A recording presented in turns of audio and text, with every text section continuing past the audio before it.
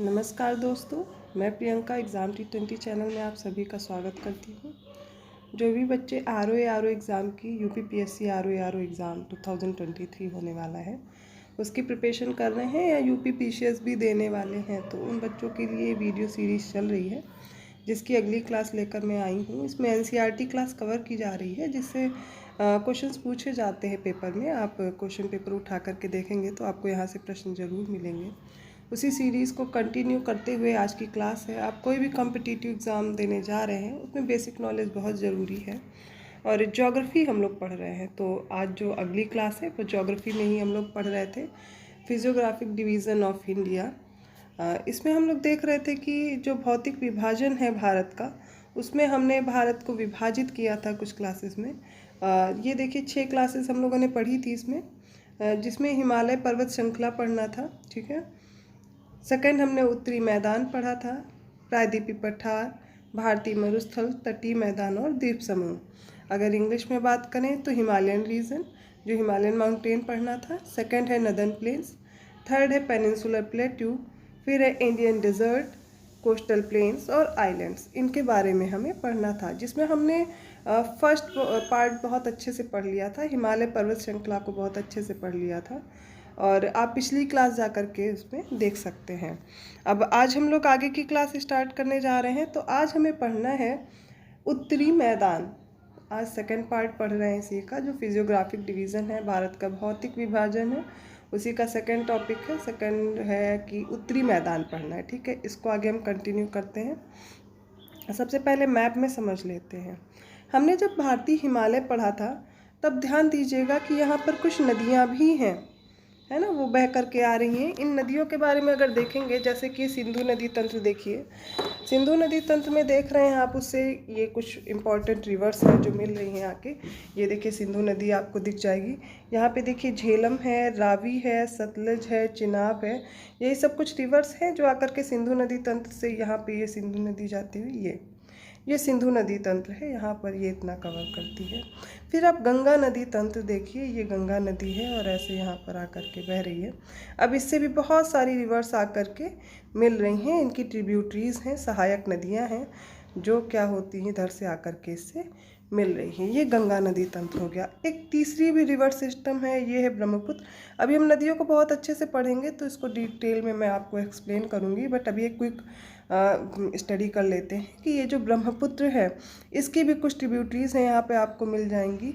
तो ये जो नदियाँ हैं मैं आपको क्यों बता रही हूँ, उत्तरी मैदान हम लोग पढ़ रहे हैं और उत्तरी मैदान में हम लोग देख रहे हैं कि जो सभी नदियाँ हैं ये नदी तंत्र हैं, जब हिमालय से बह कर के आ रही हैं, हिमालय को काटते हुए देखिए निकल रही हैं, तो हिमालय से जब बह कर के आती हैं तो ये अपने साथ बहुत ज़्यादा मिट्टी और गाद बहा करके लाती हैं। मतलब अगर पहाड़ों से आएंगी तो इनको काटते हुए अपने साथ आती हैं। तो जब ये इनको काटते हुए आती हैं तो अपने साथ बहुत ही ज़्यादा मिट्टी, गाद, सिल्ट सब बहा कर लाती हैं। और कहाँ पे इकट्ठा करती हैं, क्योंकि देखिए ये ऊंचाई वाला रीजन है, ठीक है। यहाँ पे बहुत तेज वेग से आती है। आप खुद ही देखते होंगे कि बहुत ऊंचाई से जब पानी गिरता है तो बहुत तेज वेग से आता है, उसकी स्पीड बहुत तेज होती है। तो जब ऊपर से बहुत तेज से काटते हुए पानी के साथ जब मिट्टी और गाद बहा करके लाती हैं, तो ये जो गहरा वाला प्लेस है, ये जो आपको बहुत ही लाइट कलर में दिख रहा है, यहाँ पर अपने साथ क्या करती हैं, मिट्टी बहा करके लाती हैं और उस यहाँ पे पाटने का काम करती हैं, मतलब भरने का काम करती हैं। जब ये यहाँ पर अपने साथ मिट्टी बहा करके लाती हैं, अब क्या होगा, इसी मिट्टी को यहाँ पर भरती हैं, जिससे क्या होता है, उत्तरी मैदान का जो मैदान का है निर्माण हो रहा है। ठीक है, समझ में आया कैसे। ये जो नदियाँ हैं, ये नदियों से बहुत सारी ट्रिब्यूटरीज भी आकर के मिल रही हैं और ऊंचे पहाड़ों से अपने तेज वेग से मिट्टी काट के लाती हैं, बहा कर लाती हैं और इनको यहाँ पर ला करके इकट्ठा करती हैं। इसी से क्या हुआ है, उत्तरी मैदान का निर्माण हुआ है। और जब ये मैदान का निर्माण हुआ है, ये बहुत ही ज़्यादा उपजाऊ है। आपको बता दूं, यहाँ पर कृषि के लिए भी ये बहुत ही सर्वश्रेष्ठ जगह है, जिसे मान सकते हैं। यहाँ पर आप देखते हैं उपजाऊ क्षेत्र है। जब कृषि वाला भाग पढ़ेंगे तो यहाँ पर हम बाकी चीज़ें भी डिस्कस करेंगे। अभी ये आप जान लीजिए कि बहुत ही उपजाऊ क्षेत्र है, क्योंकि अपने साथ ही मिट्टी, नई मिट्टी भी बहा करके ला रही हैं। अब आगे इसी को हम थोड़ा एक्सप्लेन करके पढ़ लेते हैं, फिर आगे आते हैं बताने के लिए। अच्छा, एक बात और मैं यहीं पर समझा दूँ, जब नदियाँ अपने साथ आती हैं, अपने साथ जब मिट्टी और गाद बहा कर लाती हैं, तो बड़े बड़े पत्थर काट करके यहाँ पर लेके आती है। ये देखिए शिवालिक वाला रीज़न है, ये आप लोग को बहुत अच्छे से दिख रहा होगा, ठीक है। जो शिवालिक वाला रीजन है, अब इसके पास जब आप देखेंगे तो यहाँ पर क्या होती हैं, अपने साथ बड़े बड़े पत्थर बहा के लाती हैं, ये वाले रीजन पे है ना। तो इस वाले जब रीजन पे अपने साथ पत्थर बहा के लाते हैं, पत्थर कह लें, कंकड़ कह लें, यहाँ पर ये बहा करके लाती हैं। उसके बाद क्या होता है, यहाँ पर ये इकट्ठा हो जाते हैं, जिसके नीचे से क्या होती हैं कि नदियाँ विलुप्त हो जाती हैं। ठीक है, यहाँ पर नदियाँ क्या हो जाती, विलुप्त हो जाती हैं, और इस रीजन को हम जानते हैं भाभर नाम से। तो शिवालिक के जस्ट नीचे का जो ये रीजन है, यहाँ पर जो कंकड़ पत्थर अपने साथ बहा के लाई वो यहाँ पर इकट्ठा करती हैं, जिनके नीचे से नदियाँ जब मैदान में निकलती हैं तो विलुप्त हो जाती हैं थोड़ी देर के लिए। ठीक है, जब ये मिट्टी और ये कंकड़ खत्म हो जाते हैं, उसके थोड़ा सा आगे रीजन में बढ़ेंगी तो यहाँ पर आपको देखने को मिलेगा फिर आगे, अब पानी इकट्ठा हो रहा है कहीं पर लगातार बार बार, तो वहाँ पे क्या होगा, दलदल बन जाएगा, दलदली क्षेत्र। तो वहाँ इस रीजन को आगे कुछ ऐसा ही रीजन है, इसको तराई बोलते हैं। क्या बोलेंगे, तराई। पहला रीजन हो गया भाबर, फिर उसके बाद क्या है, तराई। अब आगे बढ़ेंगे तो यहाँ पर दो तरह की मिट्टियाँ बनाती है उत्तर मैदान में नदियाँ जो बहा करके लाती हैं। एक हो जाती है बांगर और दूसरी हो जाती है खादर। इसी को आइए हम लोग डिटेल में पढ़ते हैं, कंटिन्यू करते हैं। उत्तरी मैदान 3 प्रमुख नदी प्रणालियों सिंधु, गंगा एवं ब्रह्मपुत्र तथा इनकी सहायक नदियों से बना है। यह मैदान जलोढ़ मृदा से बना है। देखिए आप पॉइंट नोट करते चलिए। पहला पॉइंट क्या है कि जो उत्तरी मैदान है 3 प्रमुख नदी प्रणालियों से बना हुआ है और इनकी सहायक नदियों से। कौन कौन सी हैं, वो सिंधु, गंगा और क्या है, ब्रह्मपुत्र है। फिर दूसरा पॉइंट सबसे इम्पॉर्टेंट है, ये जो मैदान है ये जलोढ़ मृदा से बना हुआ है। ठीक है, लाखों वर्षों में हिमालय के गिरिपाद में स्थित गिरिपाद, वो जो आपका नीचे का रीजन है शिवालिक वाले रीजन के पास को हम लोग गिरिपाद बोलते हैं, में स्थित बड़े बेसिन द्रोणी में जलोढ़ों का निक्षेप हुआ है, जिससे इस उपजाऊ मैदान का निर्माण हुआ है। इसका विस्तार, अब इसका विस्तार जान लीजिए, 7 लाख वर्ग किलोमीटर के क्षेत्र पर है। यह मैदान लगभग 2400 किलोमीटर लंबा है। कितना लंबा है, 2400 किलोमीटर लंबा एवं 240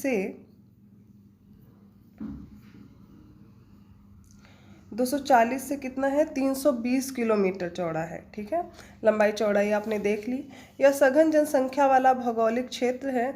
देखिए यहाँ पर क्योंकि मैदान है, उच्चावच्च क्षेत्र नहीं है, तो रहने के लिए पॉपुलेशन डेंसिटी आपको यहाँ पर ज़्यादा मिलेगी, लोग यहाँ पर ज़्यादा आकर के बसेंगे, तो इसीलिए ये वाली जो जगह है वो सघन जनसंख्या वाला क्षेत्र कहलाएगा। समृद्ध मृदा आवरण, पर्याप्त पानी की उपलब्धता एवं अनुकूल जलवायु के कारण कृषि की दृष्टि से, देखिए मैंने आपको बताया था, यह भारत की अत्यधिक उत्पादक क्षेत्र है। उत्तरी पर्वतों से आने वाली नदियां निक्षेपण कार्य में लगी हैं। निक्षेपण के अपने मतलब अपने साथ बहा करके, काट करके जो मिट्टी और गाद लेकर के आ रही है उसकी बात की जा रही है।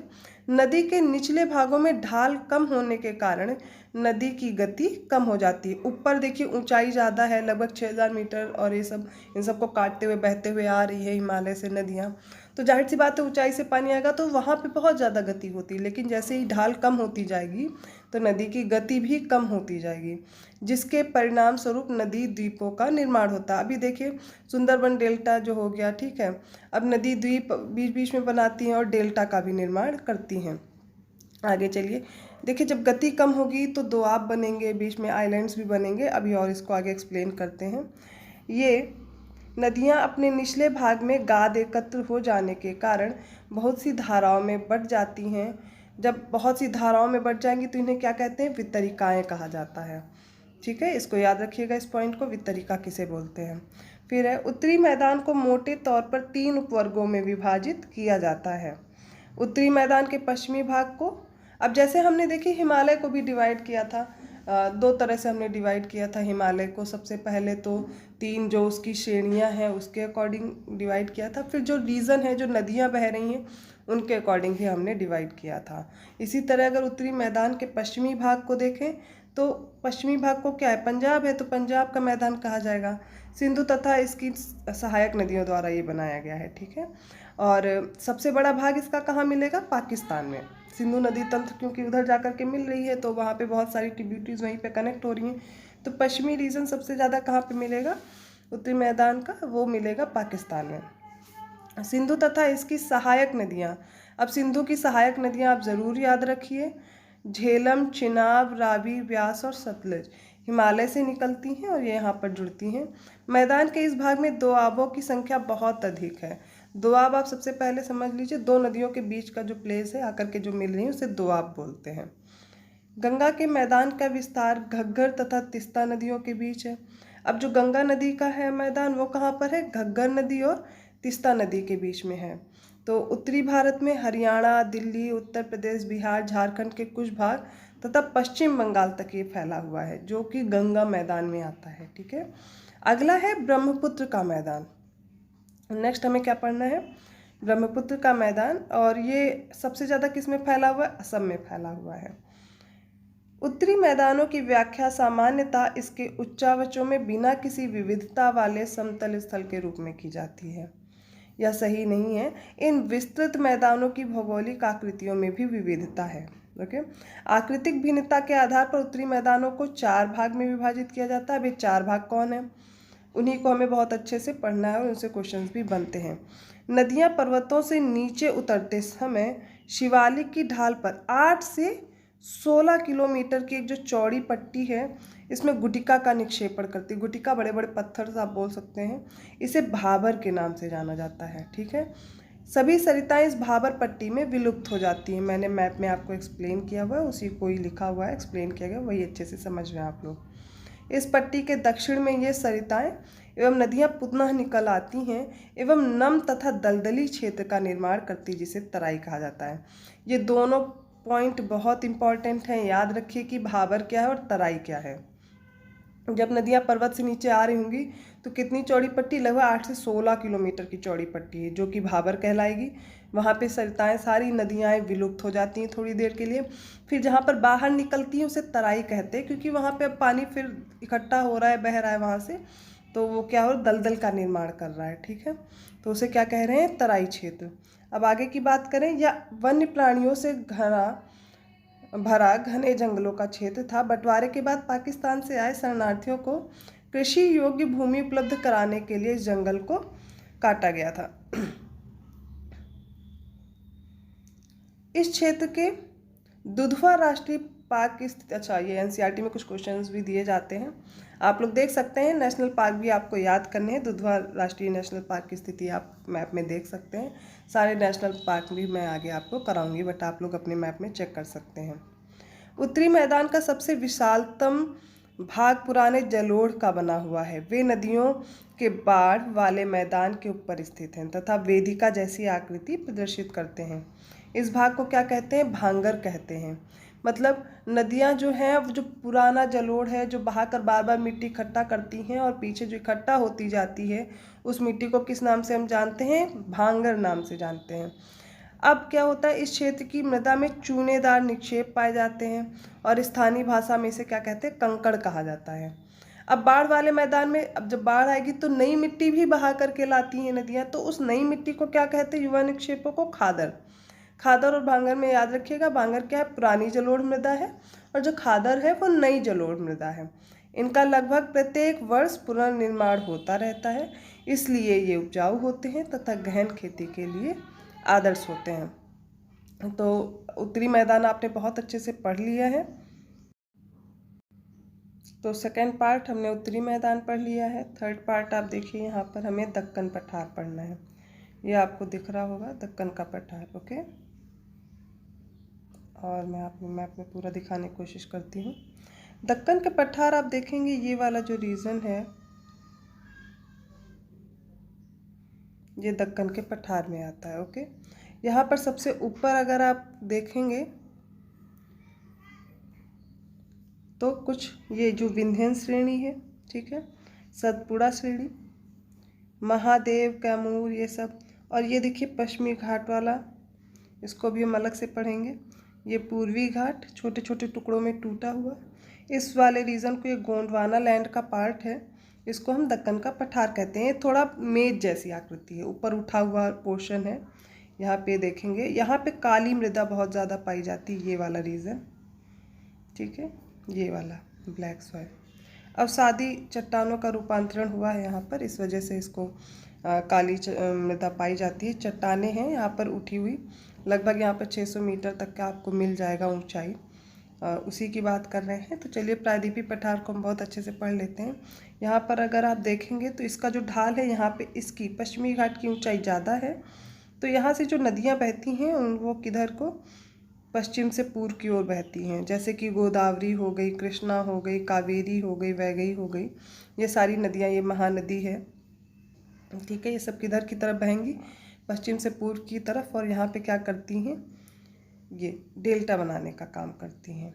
लेकिन इससे भी कुछ ढाल के विपरीत दो नदियाँ बहती हैं। जैसे विंध्य और सतपुड़ा के बीच में एक नर्मदा नदी बहती है, और ये सतपुड़ा के नीचे देखेंगे तापी नदी, ये रिफ्ट वैली में बहती हैं और अपना पानी कहाँ गिराती हैं, अरब सागर में, बंगाल की खाड़ी में। ये इधर वाली नदियाँ जितनी भी ये ढाल में बहेंगी वो बंगाल की खाड़ी में गिराएंगी। दो इम्पॉर्टेंट नदी आपको याद रखनी है। वैसे तो माही और बाकी नदियाँ भी हैं, लूनी वगैरह, लेकिन जो इम्पॉर्टेंट आपको रिफ्ट वैली में याद रखनी नदियाँ बहती हैं वो नर्मदा और तापी है। तो चलिए बस इसी को आगे हम अच्छे से पढ़ते हैं। प्रायद्वीपीय भारत में प्रायद्वीपीय पठार एक मेज की आकृति वाला स्थल है जो पुराने क्रिस्टलीय, आग्नेय तथा रूपांतरित शैलों से बना है। यह गोंडवाना भूमि के टूटने एवं अववाह के कारण बना था। यही कारण है कि यह प्राचीनतम भूभाग का एक हिस्सा है। प्रायद्वीपीय पठार किसका भाग है, गोंडवाना लैंड का, ठीक है। और आप याद रखिएगा कि ये मेज की आकृति का है और ये किससे बना हुआ है, पुराने क्रिस्टलीय, आग्नेय तथा रूपांतरित शैलों से। इस पठारी भाग में चौड़ी तथा छिछली घाटियाँ एवं गोलाकार पहाड़ियाँ हैं। इस पठार के दो मुख्य भूभाग हैं। कौन कौन से, पहला तो है मध्य उच्च भूमि, दूसरा है दक्कन का पठार, ठीक है। मध्य उच्च भूमि जो है वो नर्मदा नदी के उत्तर में प्रायद्वीपीय पठार का वह भाग है जो कि मालवा पठार के अधिकतर भागों में फैला है। उसे मध्य उच्च भूमि के नाम से जानते हैं। विंध्य श्रृंखला दक्षिण में सतपुड़ा श्रृंखला तथा उत्तर पश्चिम में अरावली से घिरी। देखिए जो ये पार्ट है आप देखेंगे विंध्य श्रृंखला है, इसके दक्षिण में सतपुड़ा भी है, उत्तर पश्चिम में अरावली, इतने से ये मध्य उच्च भूमि घिरी हुई है। पश्चिम में धीरे धीरे क्या होगा, राजस्थान के बलुई तथा पथरीले मरुस्थल से मिल जाता है। आप देख सकते हैं, मैं मैप में दिखा देती हूँ आप लोग को। अगर मैप में देखना चाहें तो जो ये मालवा का पठार वाला ये वाला रीजन है, ये मध्य उच्च भूमि, ठीक है, ये वाला भाग, और इसके नीचे वाला ये दक्कन का पठार वाला भाग। दो पार्ट में डिवाइड करते हैं। तो सबसे पहले अगर इधर बात करें तो ये इधर वाले रेंज में अरावली रेंज आपको दिख रही है, ये विंध्य वाला है दक्षिण में आप देखेंगे, और ये महादेव की पहाड़ियाँ इनसे घिरा हुआ है।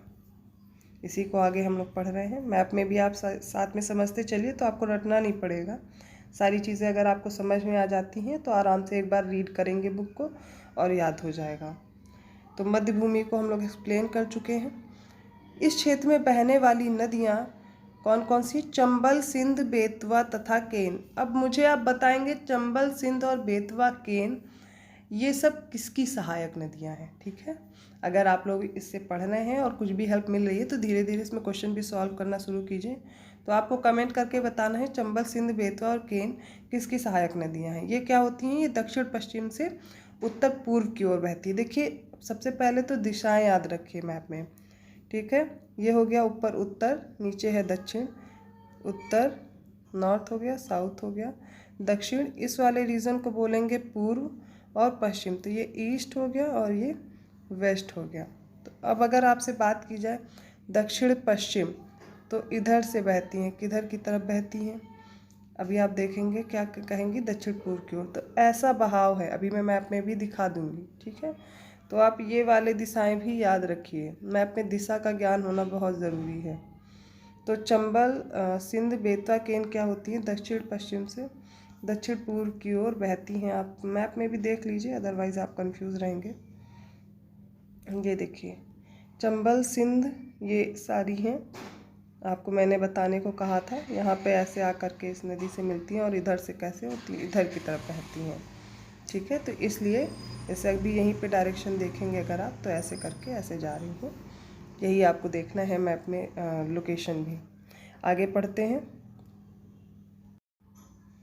मध्य उच्च भूमि पश्चिम में चौड़ी लेकिन पूर्व में संकीर्ण हो जाती है।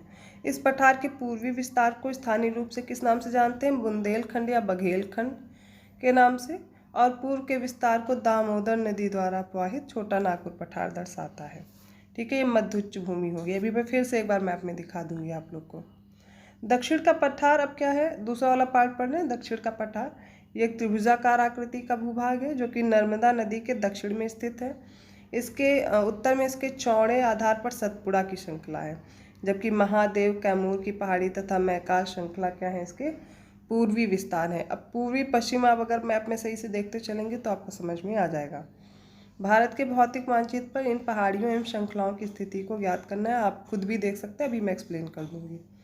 दक्षिण का पठार पश्चिम में ऊंचा है और पूर्व में ढाल कम हो जाता है। तभी मैंने आपको बताया कि जितनी भी नदियां हैं वो क्या होती, पश्चिम से पूर्व की ओर बहती है। ठीक है,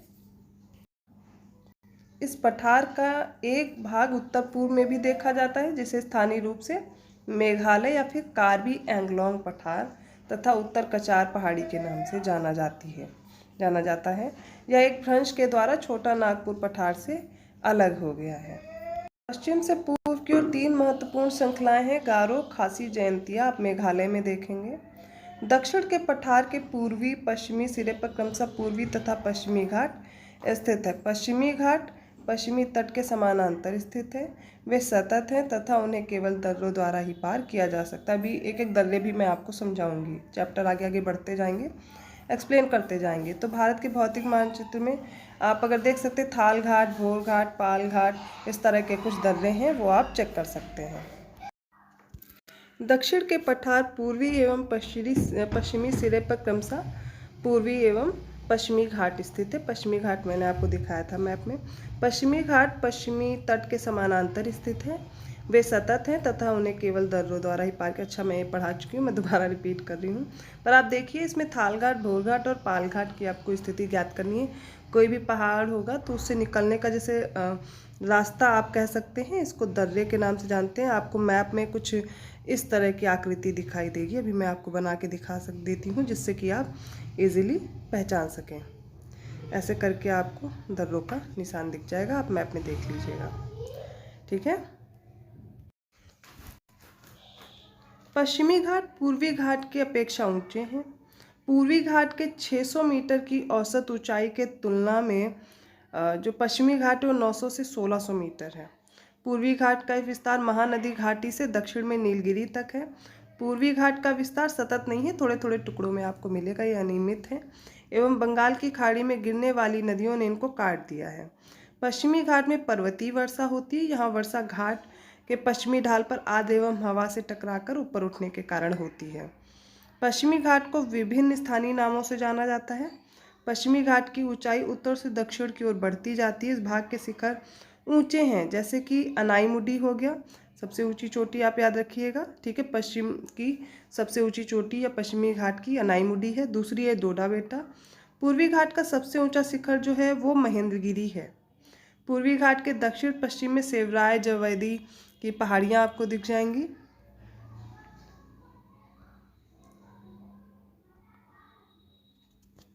उडगमंडलम, जिसे ऊटी के नाम से भी जानते हैं, तथा कोडाईकनाल जैसे प्रसिद्ध पहाड़ियाँ यहाँ पर आपको मिल जाएंगी पश्चिमी घाट पर।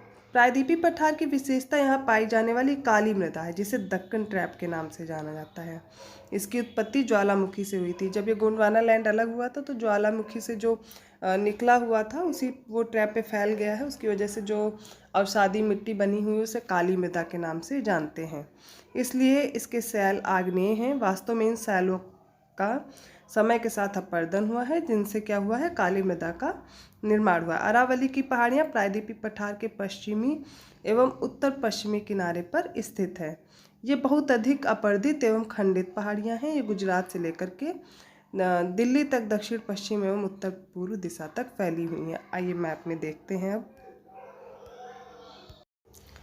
देखिए, सबसे पहले हमने देखा था मध्य उच्च भूमि के बारे में। ठीक है, ये अरावली है। अरावली की सबसे ऊंची चोटी का नाम क्या है, गुरशिखर है। ये मध्य उच्च भूमि हो गई। इसी का आगे का विस्तार क्या है, ये जो छोटा नागपुर का पठार है, यहाँ एक गैप की वजह से अलग हो गया। और ये गारो, खासी, जयंतिया भी क्या है, इसी का पार्ट है, याद रखिएगा। अब जो दक्कन ट्रैप की बात करें, ये वाला रीजन, तो ये है पश्चिमी घाट। एक मिनट में कलर चेंज कर लूँ जिससे आपको अच्छे से दिखे। ये है पश्चिमी घाट और ये है पूर्वी घाट टुकड़ों में आपको दिख रहा है। तो जो पश्चिमी घाट की सबसे ऊंची चोटी है उसका नाम है अनाईमुडी। ये अन्नामलाई पहाड़ी आपको दिख रही है, इसी पे अनाईमुडी है। दूसरी है डोडा बेटा। अब जो पश्चिमी घाट की सबसे ऊंची चोटी है वो महेंद्रगिरी आपको मिल जाएगी। पश्चिमी घाट पूर्वी घाट। पूर्वी घाट देखिए टुकड़ों में, क्यों? क्योंकि नदियाँ बहा के आती हैं और इन पहाड़ों को काटने का काम करती हैं। तो यहाँ पर ये क्या है, थोड़ा टुकड़ों में है। और ये एक सतत श्रेणी है जिसको सह्याद्री नाम से भी जानते हैं, पश्चिमी घाट को। ठीक है, यहाँ से नदियाँ इस ढाल की तरफ बहती हैं।